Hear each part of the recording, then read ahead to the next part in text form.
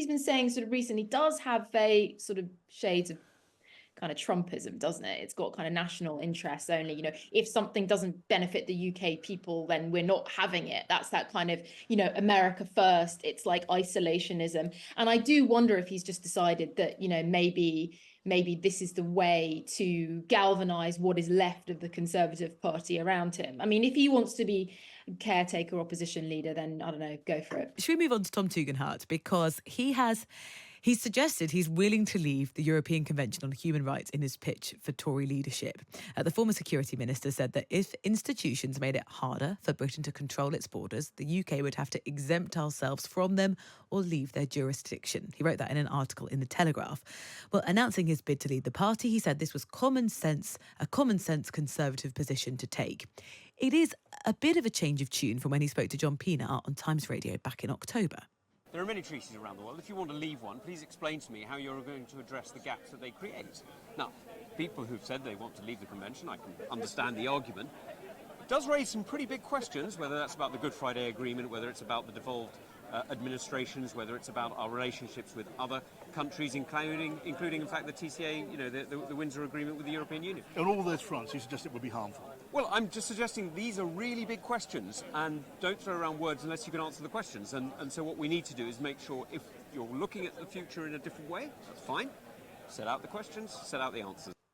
That's not what he said this morning. But he didn't completely say he was going to leave the ECHR, but he wasn't talking to Telegraph readers this morning. He was talking to us, Times Radio. Esther, do you think Tom Tugendhat is doing a Starmer here by saying, look, I'm going to edge to the side of the party that will actually get me elected so I can get the leadership? Yeah, probably. I mean, I think if we know anything, it's that politicians will say literally anything, and it doesn't necessarily negatively harm them. I was thinking about Tom Tugendhat this morning. What do I know about Tom Tugendhat? I don't know. He's probably made mistakes in the past, but I can't remember what they are, and most people can't really. I mean, what he's been saying sort of recently does have a sort of shades of kind of Trumpism, doesn't it? It's got kind of national interests only. If something doesn't benefit the UK people, then we're not having it. That's that kind of, America first. It's like isolationism. And I do wonder if he's just decided that, maybe this is the way to galvanize what is left of the Conservative Party around him. I mean, if he wants to be caretaker opposition leader, then I don't know, go for it. He's taking a very broad stance, Andrew, but is that going to work when the membership potentially have, next to Tom Tugendhat's name, someone to vote for like Kemi Badenoch? Well, probably not. And you're absolutely well done in finding that clip from the John Pienaar programme. It's hilarious. I mean, the whole point is, of course, as you said, he wrote the piece in the Telegraph. And why did he write the piece in the Telegraph?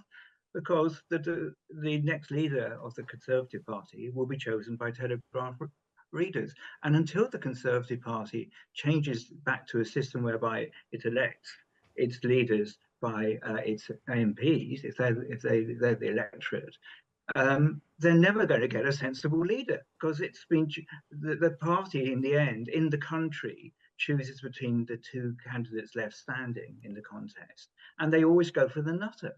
And there's no one I in politics or in writing the writing of columns business I admire more than William Hague. This was William Hague's fault. And, when he was party leader, he opened it up to the party faithful, and hoping there'll be more party faithful. The result has been there've been fewer and fewer party faithful every year since, and we get effectively we can get prime ministers chosen by 30,000 Telegraph readers. It's an interesting point though, Esther. Andrew's right. He is aiming for the Telegraph reader perspective, but there is a poll on the Times website, and Times readers like Tom Tugendhat. I wonder if they like Tom Tugendhat because they think he's not going to leave the ECHR, because he's the cuddly centrist dad who was served in the military, is a bit Cameroonian really when you look at him. And the question, I suppose, is, can you with integrity be all things to all people? Keir Starmer tried to be all things to all people, and it got him into number 10. Does that matter? Does it matter?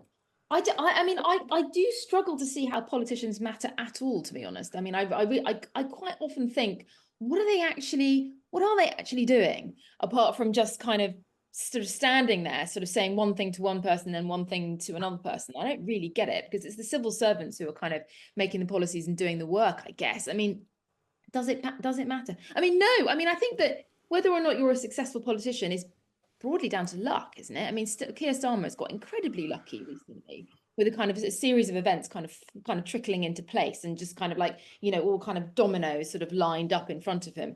And it really is luck and kind of events. Was it Harold Macmillan or Harold Wilson? I always get them confused. And he was just saying that, you know, it really is a matter of kind of what happens next. And Macmillan. I think, is it Macmillan? Yeah, events, dear boy, events. I think was Macmillan, wasn't it? I think that's right. I think that's But I right. think basically the Conservative Party needs to wait. They just need to wait. They need to regroup, and they need to wait for the next great big personality to come along. And I'm very much a believer that every now and again a massive great big personality comes along, like Tony Blair or Margaret Thatcher or whatever, think of someone else, and they galvanize things and they move ahead. And whoever gets the great big personality next is the one who's going to lead the country, if that makes sense. Yeah. And when the great big personality comes along, whoever it is, it's really, really obvious, and everyone gets behind them, and then away you go. I don't think Tom Tugendhat is it, just between you. No, I think that's right. And the argument, therefore, is actually is the next leader of the Conservative Party who's going to become a prime minister not even in Parliament yet. Because that won't be Not even born. No, I don't think so. I think they've got an awfully long way to go. I just don't.